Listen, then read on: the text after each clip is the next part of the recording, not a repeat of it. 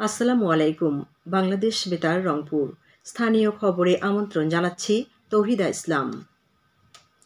আগামী 2 থেকে 3 দিনের মধ্যেই জুলাই সনদ বাস্তবায়নের বিষয়ে পরিষ্কারভাবে জানা যাবে বলে জানিয়েছেন আইন, বিচার ও সংসদ বিষয়ক উপদেষ্টা ডক্টর আসিফ নজরুল। রাজধানীর বিচার প্রশাসন প্রশিক্ষণ ইনস্টিটিউটে আইনগত সহায়তা প্রদান অধ্যাদেশ সংশোধন বিষয়ে গতকাল অনুষ্ঠিত এক মতবিনিময় সভা শেষে সাংবাদিকদের একথা বলেন আইন উপদেষ্টা। তিনি বলেন, রাজনৈতিক দলগুলো নিজেদের মধ্যে আলাপ আলোচনা করে আমাদের একটা ঐক্যবদ্ধ নির্দেশনা দেবেন, এ ধরনের প্রত্যাশা আমরা করেছিলাম।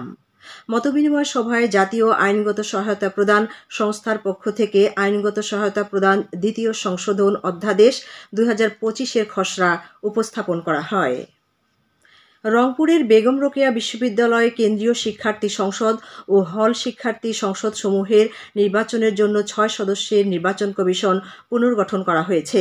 গতকাল বিশ্ববিদ্যালয়ের প্রশাসনিক ভবনের সভাকক্ষে অনুষ্ঠিত সিন্ডিকেটের 117তম সভায় এই কমিশন পুনর্গঠন করা হয়। এতে সভাপতিত্ব করেন উপাচার্য প্রফেসর ডক্টর মোহাম্মদ শওকাত আলী। সভায় পরিসংখ্যান বিভাগের প্রফেসর ডক্টর মোহাম্মদ শাহজামানকে প্রধান নির্বাচন কমিশনার হিসেবে দায়িত্ব প্রদান করা হয়।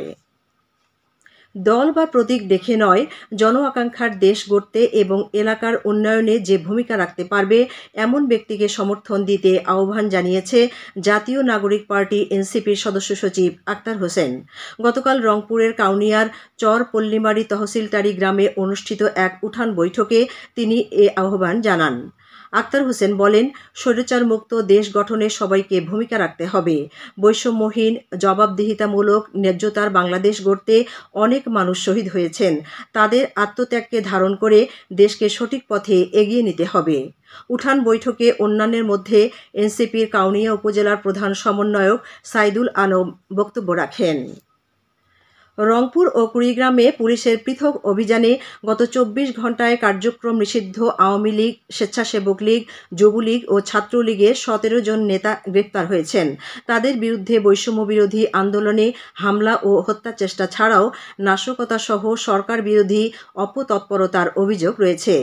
গতকাল আদালতের মাধ্যমে আসামিদের জেল হাজতে পাঠানো হয়। আইন শৃঙ্খলা রক্ষায় পুলিশের এ অভিযান চলমান থাকবে। এদিকে গাইবান্ধা সদর উপজেলার ব্রিজ রোডের গোল চত্বর এলাকায় এক অভিযানে অটোরিকশা চোর চক্রের 3 সদস্যকে আটক করেছে পুলিশ। তাদের কাছ থেকে ব্যবহৃত একটি প্রাইভেট কার, মোবাইল ফোন ও নগদ অর্থ জব্দ করা হয়েছে। লালমনিরহাটের হাতীবান্ধায় মাদক বিরোধী অভিযানে উত্তর সিঙ্গিমারি সীমান্ত এলাকা থেকে 5 কেজি ভারতীয় গাঁজা ও 50 বোতল নেশা জাতীয় স্ক্যাপ সিরাপ উদ্ধার করা হয়। গতকাল বিজিবির তিস্তা ব্যাটালিয়নের অধীনস্থ সিঙ্গিমারি বিওপির টহল দল এ অভিযান পরিচালনা করে। উদ্ধার হওয়া মাদকদ্রব্যের মূল্য আনুমানিক 37,500 টাকা। ভারত থেকে নিয়ে আসার সময় বিজিবির টহল দলকে দেখে এসব মাদকদ্রব্য রেখে পালিয়ে যায় চোরাকারবারি। গাইবান্ধার সদর উপজেলার গিদারি ইউনিয়নে দরিদ্র ও অসহায় পরিবারের মাঝে ভিজিএফ কর্মসূচির আওতায় চাল বিতরণ কার্যক্রম শুরু হয়েছে। গতকাল ইউনিয়ন পরিষদ প্রাঙ্গণে এ কর্মসূচির উদ্বোধন করেন ইউনিয়ন পরিষদের চেয়ারম্যান হারুনুর রশিদ। এ সময় 190 জন উপকারভোগীর মাঝে 60 কেজি করে চাল বিতরণ করা হয়। এখন শুনুন কৃষি সংবাদ। জয়পুরহাটে ধান কর্তন, মাড়াই ও সংরক্ষণে কৃষকদের নিয়ে সচেতনতামূলক সভা অনুষ্ঠিত হয়েছে। রাজশাহী উন্নয়ন প্রকল্পের আওতায় গতকাল সদর উপজেলার বম্বু ইউনিয়নের বানিয়াপাড়া গ্রামে এ অনুষ্ঠানের আয়োজন করা হয়। সভায় প্রধান অতিথি ছিলেন কৃষি সম্প্রসারণ অধিদপ্তর খামারবাড়ির সরেজমিন উইংয়ের অতিরিক্ত পরিচালক ডক্টর মোহাম্মদ জামাল উদ্দিন। অন্যান্যের মধ্যে জয়পুরহাট কৃষি সম্প্রসারণ অধিদপ্তরের উপপরিচালক AKM সাদিকুল ইসলাম বক্তব্য রাখেন। সভায় ধান 103 উপযুক্ত পরিচর্যা পেলে হেক্টর প্রতি 7 টন পর্যন্ত ফলন দিতে সক্ষম বলে জানানো হয়।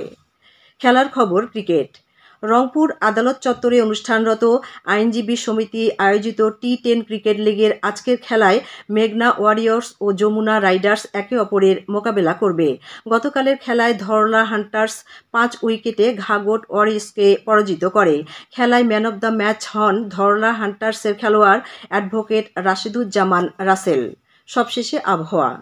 আজ সন্ধ্যে ৬টা পর্যন্ত পূর্বাভাসে বলা হয়েছে, দেশের অভ্যন্তরীণ নদীবন্দরগুলোর জন্য কোনো সতর্কবাণী নেই এবং কোনো সংকেতও দেখাতে হবে না। খবর শেষ হলো। বাংলাদেশ বেতারের ঢাকা, চট্টগ্রাম, রাজশাহী, খুলনা, রংপুর, সিলেট, বরিশাল, কক্সবাজার এবং বান্দরবান কেন্দ্রের AM, FM এর অনুষ্ঠান অ্যাপের মাধ্যমে অনলাইনে প্রচার করা হচ্ছে। গুগল প্লে স্টোর এবং অ্যাপল স্টোরে অ্যাপটি পাওয়া যাচ্ছে। আমাদের পরবর্তী স্থানীয় খবর প্রচারিত হবে বেলা 2:05 মিনিটে।